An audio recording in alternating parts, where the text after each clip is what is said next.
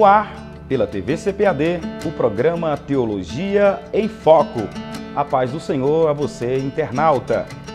Hermenêutica Fácil e Descomplicada é uma das obras publicadas pelo entrevistado de hoje, obra publicada pela CPAD. Ele é teólogo, bacharel e licenciado em Teologia, com especialização em Hermenêutica. Também é pedagogo. É mestre e doutorando em Teologia pela PUC, do Rio de Janeiro. Seja bem-vindo, pastor Esdras Bento. Muito obrigado, a paz do Senhor para todos os internautas. O nosso foco de hoje é duplo, hermenêutica e exegese. Vamos ao foco. Pastor Esdras Bento, qual a diferença entre hermenêutica e exegese? Bom, para falar primeiro da diferença, tem que definir cada um inicialmente. Em primeiro lugar, a hermenêutica ela é um termo grego, vem do termo grego hermeneu, que significa naturalmente interpretação. Dentro do contexto da Bíblia, a palavra hermenêutica aparece com algumas acepções importantes. No contexto de 1 Coríntios capítulo 12, quando se fala a respeito dos dons espirituais, Paulo fala a respeito daquele que interpreta línguas, aquele que tem o dom de interpretar. A palavra ali é hermeneu, que é o substantivo interpretação. Então, no primeiro momento, no Novo Testamento, a palavra hermenêutica significa interpretação. Em Marcos 5,40 é usado a palavra metermeneu, que é naquele caso quando Marcos vai explicar uma palavra em aramaico, quando Jesus fala talita cum, e Marcos diz que quer dizer menina, levanta-te. Nesse caso, a palavra metermeneu significa tradução. Também tem o contexto de Lucas, capítulo 24, versículo 40, na qual diz a Bíblia que Jesus explicou aos discípulos tudo quanto a Escritura dizia a respeito dele. Essa palavra explicou, no original grego, é a palavra de hermeneusen, que também significa, portanto, hermenêutica e explicação. Então, dentro do contexto do Novo Testamento, a palavra hermenêutica aparece com o sentido de interpretar, traduzir e explicar. Dentro do conceito da teologia bíblica, a hermenêutica é a ciência bíblica da teologia exegética que ensina as técnicas e regras de interpretar a Escritura e a maneira de aplicá-las corretamente. Então, no primeiro momento, a hermenêutica se propõe a normatizar a interpretação, a normatização por meio de regras para que se faça uma interpretação confiável.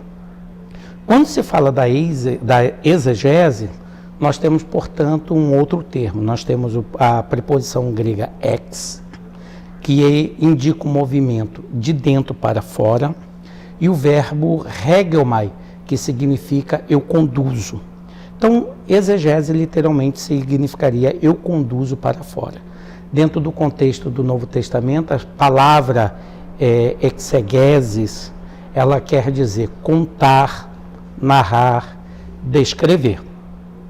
Enquanto ciência, nós temos, portanto, uma distinção entre hermenêutica e exegese, na qual ambas se confundem atualmente. É que se ouve os teólogos, quer dizer, os estudantes de teologia costumam de fato confundir. Exato, e essa confusão não é sem razão. No primeiro momento, que hoje os manuais de exegese, eles acabam cumprindo aquela função que está presente na hermenêutica. E os manuais de hermenêutica acabam cumprindo uma função que é diretamente da exegese. E o que significa, portanto, de modo crítico, a hermenêutica ensina as técnicas de interpretar, ou as técnicas de interpretação, e a exegese seria o próprio comentário, ou a própria exposição da Sagrada Escritura. A hermenêutica é a técnica, e a exegese é o resultado do uso dessa técnica, que é o próprio comentário do texto. Este seria, na verdade, uma distinção e a relação entre hermenêutica e exegese. Entretanto, hoje, principalmente quando consideramos a hermenêutica de Paul Ricoeur, é possível falar de uma hermenêutica como ciência geral da interpretação, da qual a exegese seria um campo subsidiado dessa grande hermenêutica geral. Aí, nesse caso, teríamos uma hermenêutica bíblica, que estaria ligado à própria exegese, e a essa hermenêutica ou exegese bíblica ligado ao campo da hermenêutica geral ou a hermenêutica filosófica, que cuidaria diretamente de discutir as teorias de interpretação e não a normatização da interpretação. Bem, pastor Esdras, e qual a importância do conhecimento de figuras de linguagem para compreender, para se interpretar textos bíblicos? A figura de linguagem ela é simplesmente fenomenal, porque ela foge ao sentido corrente, ao sentido lexical, aquele sentido que está no dicionário. Por isso mesmo, o sentido literal ele é chamado de sentido verbal, porque está relacionado ao significado da palavra. Palavra verbo, então sentido verbal. O sentido verbal, ele é um sentido direto, ele é um sentido histórico e ele não permite mais do que a interpretação ou o significado que só sua própria raiz traz. Então é um sentido cálido, frio, como está no dicionário.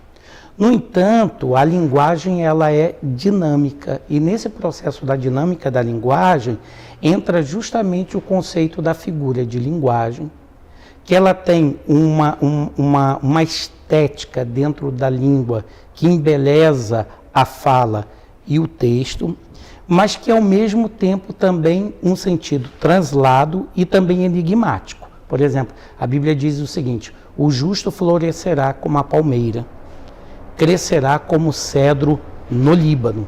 Eu tenho, portanto, o justo, e o que o autor quer falar sobre o justo está escondido na figura florescer como a palmeira e crescer como cedro no Líbano.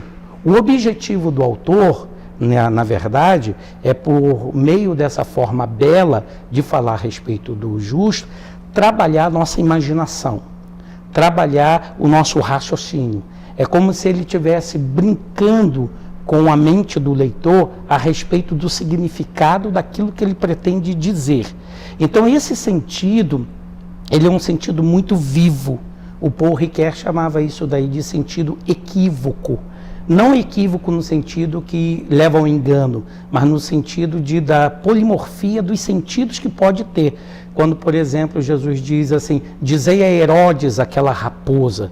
O que é que Jesus quer dizer com o sentido de raposa? Então, ela aguça diretamente o pensamento, ela nos leva a considerar dentro do contexto qual o objetivo do autor com aquela figura, e esse sentido ou significado, ele não se esgota pela linguagem direta. Então você tem sempre o que aprender, você sempre tem o que estudar. E ela mexe com a imaginação, é uma forma criativa e viva de se comunicar a palavra de uma forma que a maneira direta, lexical, não é capaz de suportar. Então hoje, basicamente, entendendo que a Bíblia hebraica, ela traz muitos semitismos ou hebraísmo, e boa parte desses hebraísmos estão relacionados ao contexto das figuras de linguagem, que na Bíblia sobejam. Na Bíblia você tem desde as figuras de linguagem mais comuns, como uma metáfora, até as figuras de retóricas mais complexas. Então, à medida que o intérprete ele se apropria dessas figuras de linguagem, ele aumenta a sua capacidade para compreender melhor a Sagrada Escritura. Então, eu acho que as figuras de linguagem, as figuras de retóricas são a coisa mais especial que tem nas Escrituras. E a gente precisa ter uma familiaridade para entender isso. Imagina o texto de Provérbios que diz assim, aquele que confia no Senhor engordará. Poxa, a pessoa diz assim, então eu que sou magrinho, não confio no Senhor, tenho pouca fé. E quem está fazendo dieta, como é que fica? Exatamente, não confia no Senhor. Então, esse sentido daquele que confia no Senhor engordará, a palavra que está relacionada que é engordar, qual o sentido dela? Então, obviamente, quando você vai verificar pela figura de linguagem, a palavra gordura está relacionada a um aspecto concreto da língua hebraica que tem relação diretamente com a prosperidade, como uma bênção de Isaac sobre Jacó.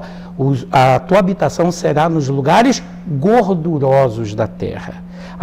O próprio salmista diz que a alma dele está alegre como de tutano e gordura, quer dizer, ela está festiva, alegre, uma vez que a gordura representa a prosperidade na cultura hebraica. Então, entender a Sagrada Escritura com esta linguagem metafórica, figurada, similar, ela é extraordinário e é uma necessidade do intérprete em conhecer essa linguagem. Pastor Esdras Bento está conosco, estamos falando sobre hermenêutica e exegese. Vamos para um breve intervalo e já estamos de volta.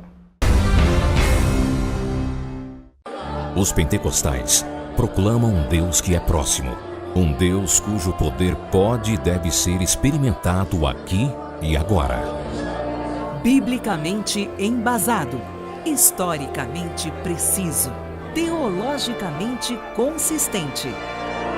Pentecostes, essa história é a nossa história, de Robert Menzies. Peça já o seu. 33 graus de decepção. A maçonaria exposta em sua essência. Muitos personagens da história mundial fizeram parte desta sociedade secreta, mas pouco se sabe sobre seus rituais. Se surpreenda com o testemunho de um ex-maçom que ascendeu até o grau 33, o patamar mais elevado da maçonaria. Uma obra necessária aos estudiosos e curiosos do tema. Adquira agora mesmo pelo nosso site cpad.com.br ou pelo 0800 021 7373. 33 graus de decepção. Um produto com a qualidade CPAD. Hermenêutica e exegese é o foco do programa de hoje. Este é o seu Teologia em Foco. Pastor Esdras Bento continua conosco. Estamos falando sobre estes dois importantes temas que formam um foco só no nosso programa. Bem, pastor Esdras, a gente estava falando ainda há pouco a questão de interpretação. Lógico que falar de hermenêutica e exegese é falar de interpretação. E por falar de interpretação por vias exclusivamente espirituais, enfim, por revelação. Onde é que entra a hermenêutica? Ela seria aqui uma espécie de aferidora, a exegese e a hermenêutica seriam aferidoras de se essa revelação foi de fato inspirada? Vamos procurar entender aqui no primeiro momento. Como pentecostal, nós cremos que o Espírito Santo não apenas nos ilumina para a compreensão da Sagrada Escritura, como também ele nos revela também o sentido da Sagrada Escritura. Então nós temos uma diversidade de experiências espirituais que nos possibilitam o conhecimento mediante a agência do Espírito do sentido da própria Escritura. Eu lembro que numa ocasião eu não tinha os livros que hoje possuo, e orando a Deus, eu queria saber o sentido da expressão mente cauterizada. Eu era um jovem ainda inexperiente, não tinha dicionário, não tinha um livro, não tinha comentário, não tinha como recorrer ao sentido. E eu dobrei meu joelho e pedi: Espírito Santo, me ensina-me o que significa mente cauterizada. E antes de levantar, eu ouvi audivelmente a voz do Espírito Santo que me dizia: mente cauterizada é quando a alma morta em delitos e pecados não atende os meus apelos em sua consciência. E eu comecei a ensinar e pregar exatamente aquela palavra que eu vi do próprio Espírito. Mais tarde, já possuindo algumas obras, eu entendi necessariamente que exatamente aquilo que o Espírito havia me dito correspondia necessariamente à interpretação correta do texto, já que a figura de cauterização estava relacionada a alguma coisa que é queimada e se perde, portanto, a sensibilidade. Então, a interpretação que eu recebi naquela ocasião da parte do Espírito estava correta. Todavia, nós já tivemos outro tipo de experiência em que alunos meus jogaram textos assim na minha mesa e disse: professor, essa veio quentinha do céu. A Bíblia me mostrou que está todo mundo batizando errado, porque o verdadeiro batismo não é o de águas. O verdadeiro batismo é justificação, regeneração, e é a salvação. Eu perguntei a ele no primeiro momento, você já viu quantas ocasiões a Bíblia fala sobre batismo? A Bíblia fala de batismo de João, a Bíblia fala de batismo no Espírito Santo, a Bíblia fala de batismo com fogo, a Bíblia fala de batismo pelos mortos, de batismo no corpo de Cristo. E qual desses batismos você está se referindo? Ele simplesmente olhou para mim, eu logo vi que o irmão era da letra e não era do espírito, me pegou e saiu fora. Considerou que o senhor desprezou a revelação? Exato, ele disse, não, você já sabe que o irmão era da letra, não ia entender a revelação. Que eu disse para ele que aquilo que ele estava dizendo ser o batismo verdadeiro, era na verdade aspectos naturais da salvação, a justificação, regeneração e a santificação, mas ele não entendeu. Então, o que significa dizer é o seguinte, eu, como uma pessoa que tem escrito bastante dentro da área da hermenêutica e da exegese bíblica, eu posso garantir que o Espírito Santo nos revela. Mas boa parte do trabalho que nós temos feito é mais um trabalho árduo de perspiração do que exatamente de inspiração. Então, o Espírito Santo revela, eu concordo que revele. No entanto, o Espírito Santo não ficará todo o tempo fazendo aquilo que eu devo fazer. Então eu tenho os comentários bíblicos, os dicionários bíblicos, e eu devo, portanto, recorrer com humildade, com orientação da parte de Deus, com espírito quebrantado diante do próprio Senhor, para ter da palavra de Deus a revelação necessária para a minha vida. Mas, no entanto, eu percebo pela minha prática, como professor de hermenêutica, como professor de exegese, alguém que conhece fundamentalmente o grego, o hebraico, que é extremamente necessário o seu trabalho de pesquisa. O Espírito nos auxilia e nos ilumina, mas o trabalho da exegese é um trabalho nosso. Então, se fala, portanto, em hermenêutica de uma congenialidade com o Espírito Santo. No primeiro momento, ninguém vai desprezar que a comunhão com o Espírito Santo seja essencial para a vida do cristão. Mas, digamos, pela experiência, você já conheceu na vida pessoas que tiveram uma experimentação da graça muito mais profunda do que você, mas isso não garantiu a essa pessoa uma interpretação correta e confiável da Escritura. Quantas pessoas que você conhece que são extremamente espirituais, maravilhosamente piedosas e, no entanto, interpretam o texto da Sagrada Escritura de modo incorreto. Então, a questão da interpretação não está ligado diretamente à minha piedade. Lembrando, no entanto, que a piedade ela é extremamente necessária para a vida do cristão. Mas não é o tanto quanto eu sou piedoso que determina a veracidade e eficácia da minha interpretação. Essa interpretação é uma técnica que se aprende. Mas assim, nesse caso, a pessoa que é piedosa, zelosa, enfim, de oração, tem muita comunhão com Deus, não é indicação de que ela interprete adequadamente ou corretamente todos os textos bíblicos. Mas o contrário, pessoa que estuda bastante hermenêutica e exegese, também é indicação de que ela, por meio de, terá acesso a esses sobrenaturais, por assim dizer? Eu vou citar um exemplo bem simples. O grande exegeta Moisés Silva, que escreveu juntamente com Kaiser Júnior um livro de introdução à hermenêutica cristã. Moisés Silva esteve aqui no Brasil há algum tempo e tem alguns textos dele na internet, onde ele fala de uma conferência que ele esteve, em que um amigo dele, antes dele pronunciar a sua palestra, falou, portanto, da necessidade de ser uma pessoa espiritual, piedosa e de oração para entender o que a Escritura dizia como intérprete.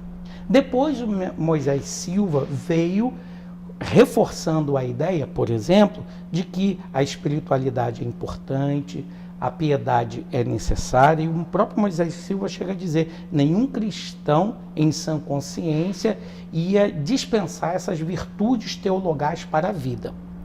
Mas, no entanto, a exegese, vai dizer ele, por exemplo, em alguns círculos círculos, presta atenção, em alguns círculos acadêmicos, onde não é cultivado essa espiritualidade, essa piedade, essas virtudes teologais, são discutidos com base na exegese, no texto grego ou hebraico, o sentido da Sagrada Escritura. Mesmo essas pessoas não sendo confessionais, eles conseguem chegar ao sentido da Escritura. Agora, uma coisa é o que a Bíblia diz, que você pode seguir pelo uso da gramática, pelo uso dos dicionários, pelo uso dos comentários, pelo uso do contexto, é o que a Bíblia diz. Agora, a questão do que a Bíblia diz deve se aliar também com a recepção do que ela diz. Então, às vezes, uma pessoa não tem fé no que a Bíblia diz, mas é capaz, de algum modo, de compreender o que ela diz. Então, no primeiro momento, é verdade mesmo que diz a Bíblia que o nosso adversário cegou o entendimento dos incrédulos para que não lhes resplandecesse a luz do Evangelho na sua razão, na sua consciência. Isso é verdade, mas a gente não pode, de alguma forma, supervalorizar isso, achando que só uma pessoa piedosa é capaz de interpretar a Escritura. Qualquer pessoa com recursos do conhecimento das línguas originais e que saiba utilizar os instrumentos da pesquisa pode saber o que o texto significa e o que o texto quer dizer. Agora, se a pessoa crer naquilo que o texto diz ou não, é uma outra perspectiva. E se vai aplicar também. Exatamente. Se ele for receptivo à verdade que ele está encontrando, é muito bom. Agora, quando se olha sobre esse aspecto, a gente tem que tomar o cuidado. Eu peço ao nosso internauta que tome bastante cuidado com o que eu estou dizendo. Eu não estou dizendo que a piedade não é proveitosa.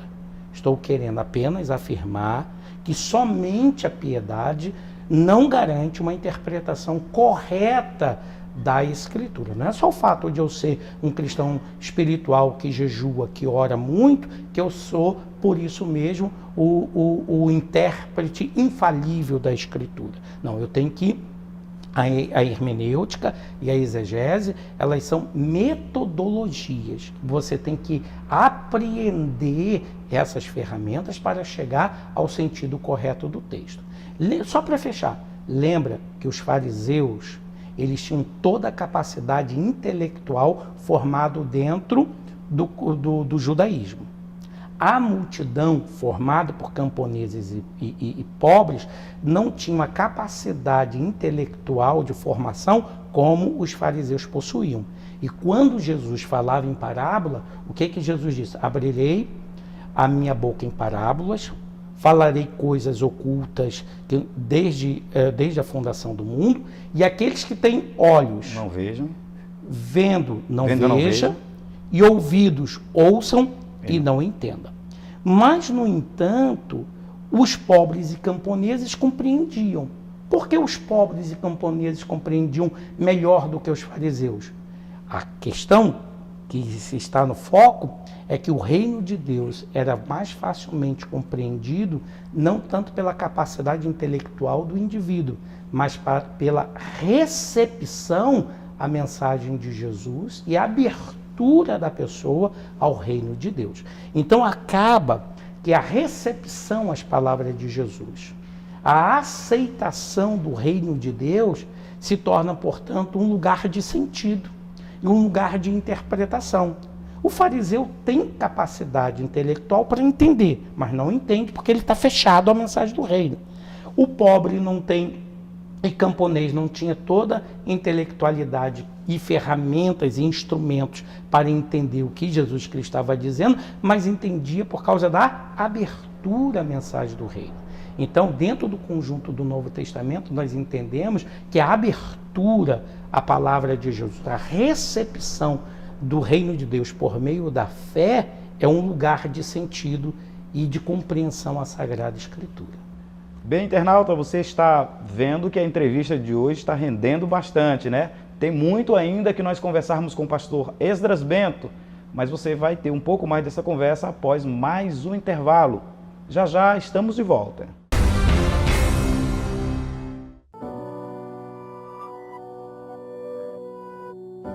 O seu melhor ainda está por vir. Viva por inteiro. Ame por completo. Lidere com coragem. De Brian Houston, fundador e pastor da igreja Hillsong. Viva, ame, lidere. Um produto com a qualidade CPAD. Since the beginning of time, man has been fascinated about the end of time. Perhaps more mysterious to us than the story of how this world came to be is the story of how this world will one day cease to be. But should the origination or termination of this world be such a grand mystery to us? Look into the pages of the Bible, and you will discover how this world was created. Look further, and you will also get a glimpse into how this world will be destroyed. From its spectacular beginning to its apocalyptic end, the Bible gives us an account of the life cycle of the earth and all her inhabitants. And though our beginnings fascinate us, it's how it all ends that keeps us awake at night.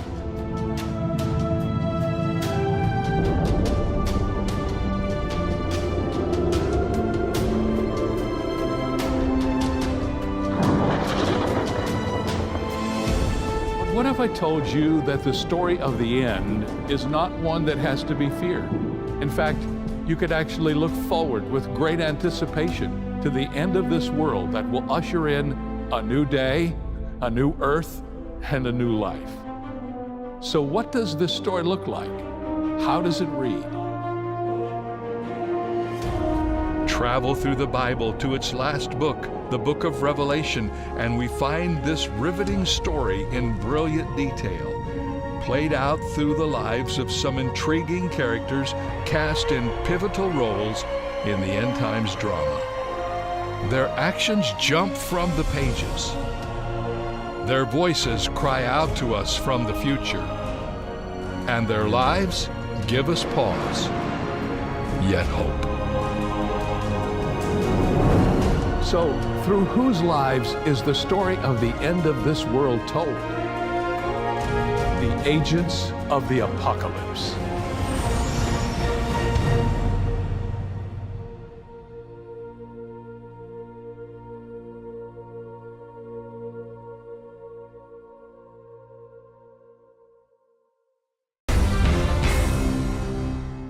De volta com seu Teologia em Foco. E agora nós vamos saber a diferença entre exegese e exegese. Sim, você ouviu direito. Exegese. Bem, pastor Esdras, exegese, exegese apenas com o acréscimo de uma letra aí. Qual a diferença de uma para outra e como identificar essa tal de exegese ao estudar e ao interpretar as Escrituras? Eu já falei que a palavra exegese vem da preposição grega ek. Só para ter uma ideia, a preposição ek é a mesma que está na palavra eclesia. O nosso internauta sabe que eclesia é chamado para fora. Por que para fora? Kaleo é o verbo, chamar, convocar, e ek, que é a preposição que fala do movimento de dentro para fora. Eurico Bergson dá uma definição muito linda do sentido de eclesia, igreja, quando ele diz que é chamado para fora do mundo, para o contexto da santidade de Deus na sua teologia sistemática. Então, o ek, que está presente em exegese, é o movimento de dentro para fora. E tem o sentido de que você está extraindo de dentro do texto da Bíblia o sentido pretendido pelo autor no primeiro momento. A exegese, essa eis, é uma preposição grega também, que fala do movimento de fora para dentro. O que significa, portanto, na exegese e na hermenêutica tradicionais, que na exegese o intérprete leva para dentro do texto um sentido distinto daquele pretendido ou pelo autor ou pelo próprio texto. Então, num primeiro momento, a exegese é você extrair o sentido da Escritura. A exegese é você jogar para dentro do texto da Escritura um sentido diferente daquele que o autor e o próprio texto colocou. Mas é possível que a própria pessoa, por conta de suas experiências de vida, peguem essas experiências suas e interprete a partir, force o texto a partir do que ele entende como a sua própria experiência de vida? É exatamente isso? Exato, mas eu queria complicar um negócio aí. Porque é o seguinte, dentro da hermenêutica tradicional de Schleiermacher, que eu acabei de falar agora, quando eu falei entender a intenção do autor, essa é uma hermenêutica alemã, de Schleiermacher, que é seguido pela ortodoxia, que está relacionado muito ao contexto da hermenêutica histórico-gramatical. O Schleiermacher dizia que se você compreender o que está na mente do autor, você é capaz de saber o que o texto diz melhor do que o autor quis dizer, ou melhor do que o autor entendia. É uma forma de hermenêutica, de certa forma, psicologizante. E essa hermenêutica, ela é fundamentada no que o texto diz, relacionado à intenção do autor. Então, a palavra exegese, tradicionalmente, está ligado especificamente a esse sentido de entender o que o autor diz. Todavia, mais recentemente, dentro do contexto, depois do estruturalismo, da década de 60 para cá, do neoestruturalismo, perdeu-se o autor e deu-se mais valor ao texto. Nesse sentido que se deu mais valor ao texto, abandonou-se o autor. Na pós-modernidade, não é nem mais o texto que tem um sentido fundamental, mas é o seu leitor.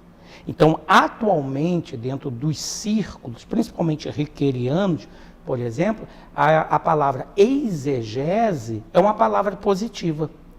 Dentro da hermenêutica tradicional, a exegese ela tem um sentido negativo, porque é o leitor que força o texto a dizer alguma coisa que não se acha no próprio texto. Ele força as palavras, ele desconstrói o sentido da palavra. Mas dentro do círculo hermenêutico, a palavra exegese é positiva. Por exemplo, se alguém pegar um livro do grande hermeneuta argentino Severino Joaquim Croato, ele defende a exegese, porque ele defende a posição de que o leitor pode determinar o sentido do texto. Mas vamos ver o seguinte, uma certa ocasião eu ouvi um pastor ensinando sobre Efésios 6,12, que ele diz o seguinte: não temos que lutar contra a carne e o sangue, mas contra os principados e potestades nas regiões celestiais. E ele perguntou ao público, o que é região celestial?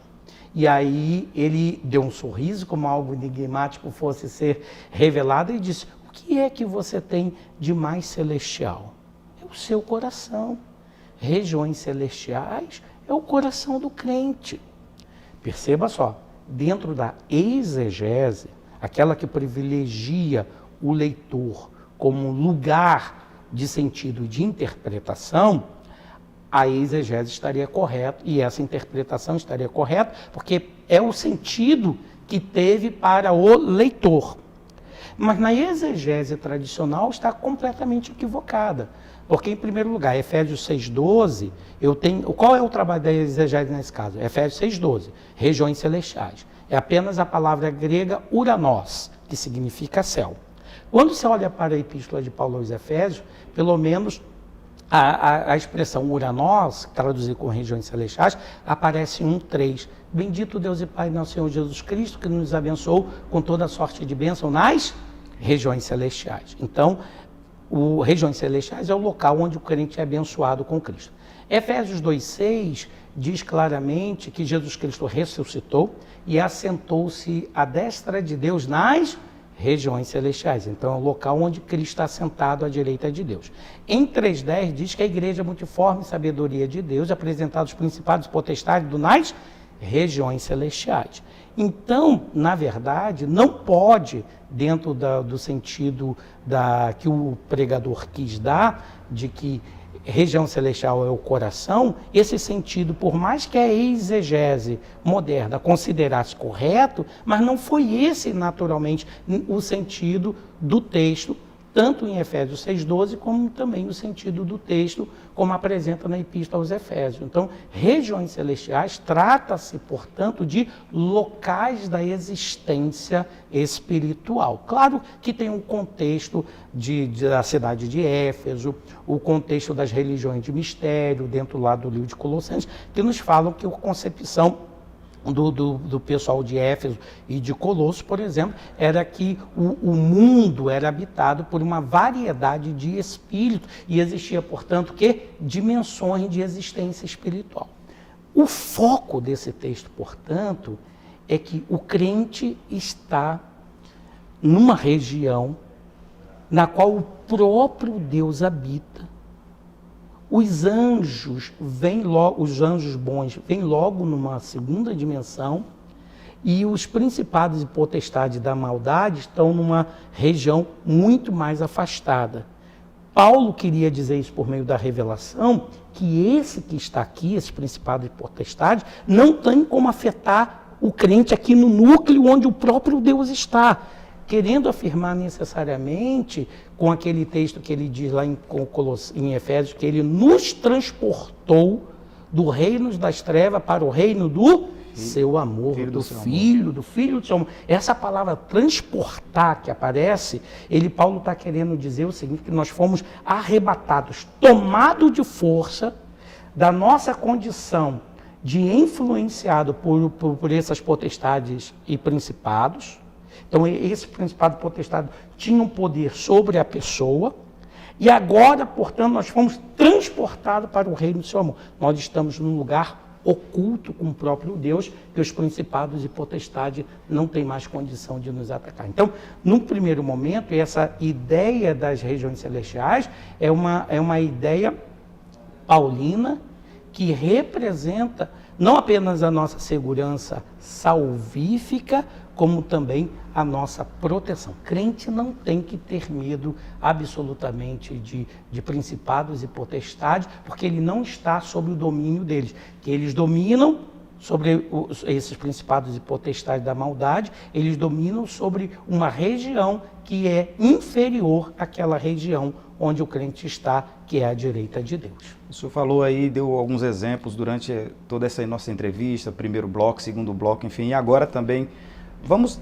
distinguir aí um exemplo de hermenêutica aplicada a um texto bíblico. Eu sei que o senhor já citou, de repente o senhor pode dizer, sim. Não, acabei de citar um que é exatamente aplicado, hermenêutica aplicada, e também um texto da exegese aplicada, de forma prática, para que nossos internautas consigam distinguir, que o senhor citou vários, isso. Mas vamos dar uma separada para ficar bem massificado. Exemplo. Vou pegar um exemplo de um texto bem conhecido, que aparece em Provérbios capítulo 22, versículo 28, que diz: não remova os marcos antigos que por tradição colocaram seus pais.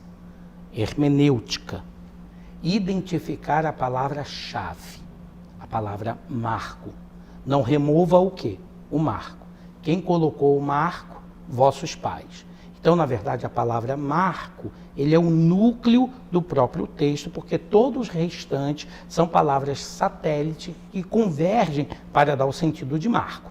Então, isso é hermenêutico. Eu identifiquei a palavra-chave. Isso no primeiro momento é hermenêutico. Vou ao dicionário para saber o sentido da palavra marco. E aí eu vou entender que essa palavra marco, em outra tradução, vai aparecer também como limite.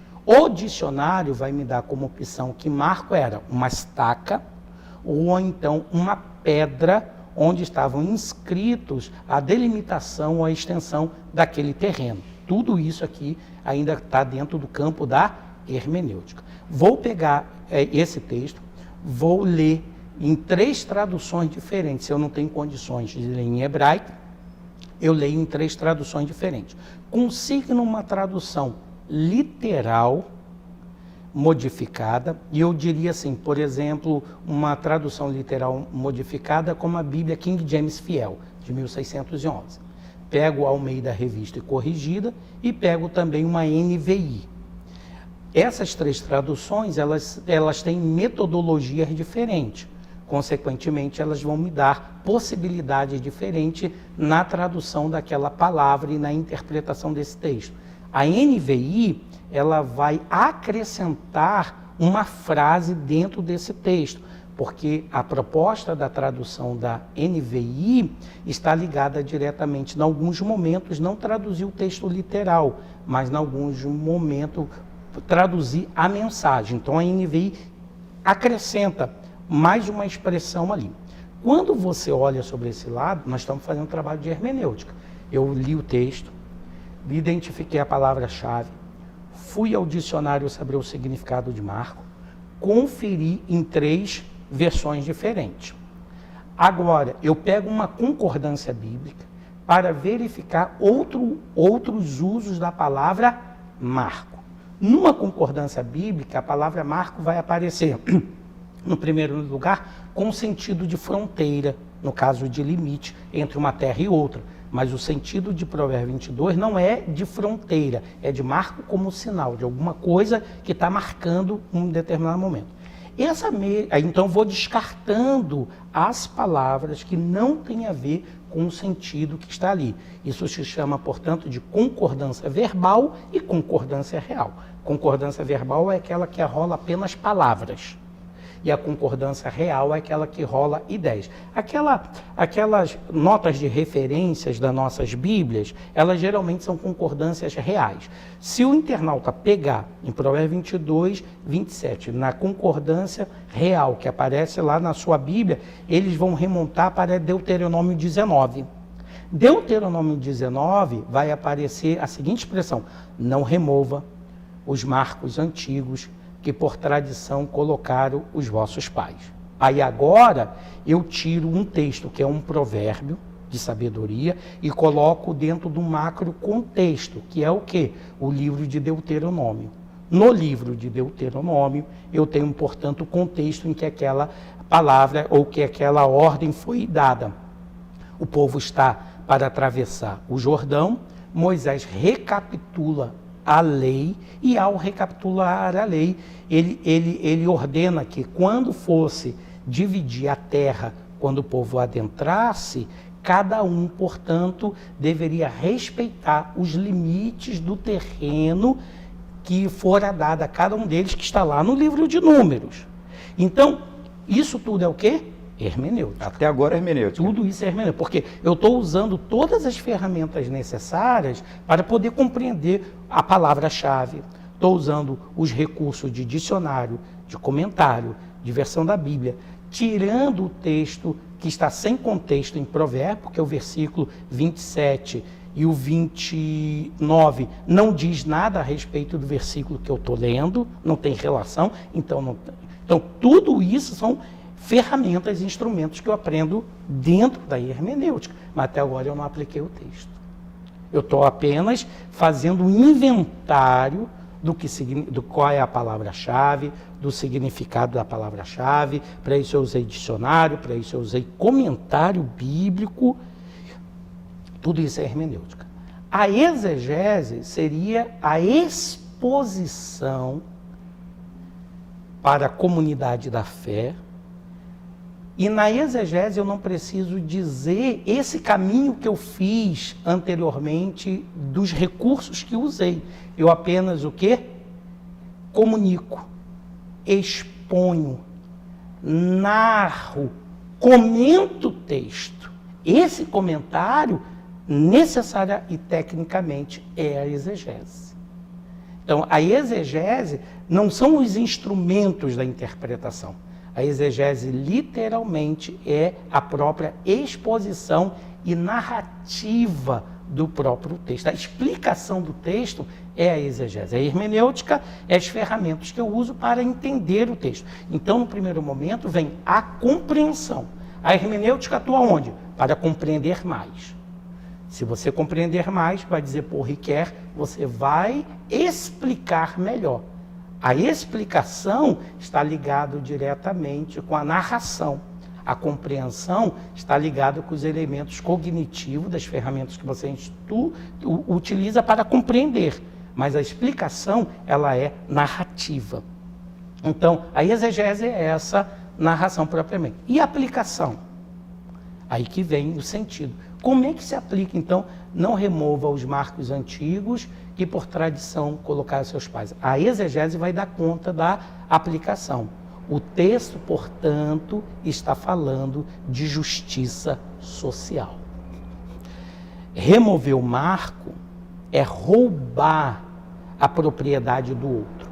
Sabe essas brigas que existem em determinados locais, porque a pessoa constrói o terreno, o muro, 1 metro para dentro do terreno do outro? Esse texto está querendo dizer isso, como se ele dissesse, ó, olha, não roube espaço do terreno do seu vizinho. Respeite os limites do seu terreno e os limites do terreno do seu vizinho. Como ele diz isso? Não remova os marcos antigos. Bem, pastor Esdras, o tempo é curto. Isso. Meia hora, 40 minutos, 50 minutos, o quê? Uma vida inteira de estudo sobre hermenêutica e exegese. Eu acredito que uma entrevista como essa é apenas uma amostra mínima. Uma amostra mínima. Mas aí o leitor, ele tem, por exemplo, o dicionário Wycliffe. Dá para ajudar bastante. Que vai ajudar, porque o dicionário bíblico o auxilia para compreender o sentido, por exemplo, da palavra marco. Ele tem aquele dicionário de hebraico e grego do Vine, que também o auxilia para ter o sentido literal daquela palavra. Ele tem a enciclopédia do Orlando Boyer, que embora tão sintética e resumida, ela tem uma eficiência muito grande. Então ele tem esse, ele tem versões da Bíblia diferentes, ao meio da revista corrigida, ao meio da revista atualizada. Então, ele tem comentários bíblicos, como aquele comentário bíblico pentecostal, editado pela CPAD, tem o Beacon, por exemplo, editado pela CPAD. Então, o que precisa, na verdade, o professor da escola dominical, o pregador, o pastor, ele precisa se munir das ferramentas para poder fazer o trabalho da exegese e da hermenêutica. Bem, mas também tem o hermenêutica fácil e descomplicada. Que ajuda, né? Sem dúvida. O hermenêutica fácil e descomplicada ajuda. Porque na verdade a gente conversou aqui um pouco e aí deve ter ficado alguma dúvida, e se alguém ficou com dúvida, procura a hermenêutica fácil e descomplicada, que tem algumas outras respostas a algumas perguntas que não fizemos, mas com certeza tem algumas respostas lá. Eu fico muito feliz pela lembrança do hermenêutica fácil e descomplicada, a qual eu tenho um carinho muito grande, porque ele surgiu dentro do contexto da nossa denominação, Assembleia de Deus. O hermenêutica fácil e descomplicada foi uma obra que nós elaboramos para preparar os nossos obreiros. Então nós temos uma linguagem prática que está dirigido à comunidade pentecostal, principalmente a minha comunidade, que é a Assembleia de Deus. Muito obrigado, pastor Esdras. Deus abençoe. Uma grande satisfação. Muito obrigado, internauta. Você viu que rendeu a entrevista de hoje. O pastor Esdras trouxe informações importantíssimas a respeito de hermenêutica e exegese. E as dicas que o autor e pastor e professor da FAICAD deixou para nós neste programa são essenciais para o teu crescimento espiritual, intelectual e teológico. Um forte abraço e até o nosso próximo programa. Deus te abençoe. A paz do Senhor a todos.